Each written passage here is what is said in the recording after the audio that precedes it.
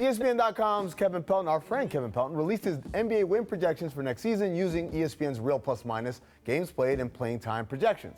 According to his projections, the Lakers' rise up the West will not happen this season. In fact, KP projects the Lakers to finish outside the playoffs as a 9 seed in the West. Look at the Spurs down there, too. 41 wins. Gosh. Ew, behind the Timberwolves, Pelicans, and Blazers.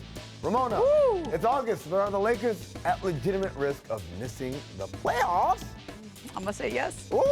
I'm gonna say yes. Look, not because I think they will. I think as long as LeBron James is on your team, he can be 50 years old. I'm never gonna count him out. After last year in the playoffs, I think he showed enough that you never ever discount what he can do for a team.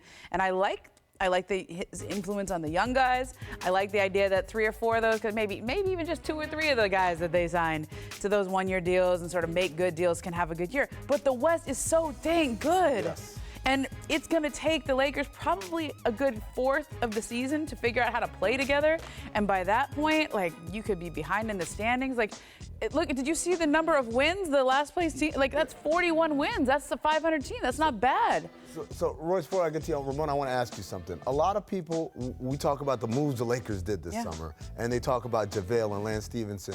There's a part of me that feels like those guys aren't going to play that much. Like the majority, the lion's share of the minutes are probably still 15, 20 minutes a game. Like these minutes Lance, are still 15, going to the young guys who are already here, and I think that's the part of the RPM projections that can't be captured at this point, which is Kuzma's going to take a step, but then LeBron is going to make that step a lot larger for him than it would have been if LeBron weren't there. Yeah, and Brandon Ingram is going to take a This is his 3rd year now. That's Lonzo, traditionally when players take a really big jump, right? Yeah. Like, I think those young guys are really going to benefit from playing with LeBron James. The question, it's not necessarily a question about the Lakers. It's just how dang good the West is. To me, it's not going to be easy.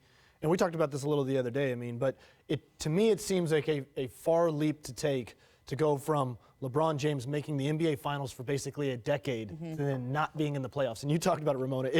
How can you count this guy out from being there? I mean, he had that great quote last year about, like, you don't want to see me walk into your building for game 1. No. Well, you don't want to see him walk into the Western Conference either, because he's going to show up, he's going to produce, and these young players are going to get better.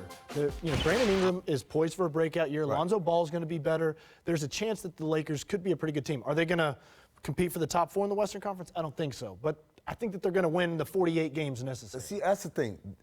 LeBron barely won 50 games playing last year, 82 minutes a game, one of the highest minutes per game in the league in a weaker conference. There's a part of me that says, this isn't outrageous. Life is not going to be easy. Look, here's the thing. I think if the Lakers make the playoffs, they won't find out until the last week of the season. It's going to be like this year where those last 3 games, Monday, Tuesday, really Wednesday. Good teams that were just struggling to get in the playoffs. It's not because they weren't good teams. It's because the West is that good. Yeah, think about a team like Denver and Memphis, 2 teams that didn't make the playoffs last year that are going to be so much better this year just because they're healthy. Yeah, true.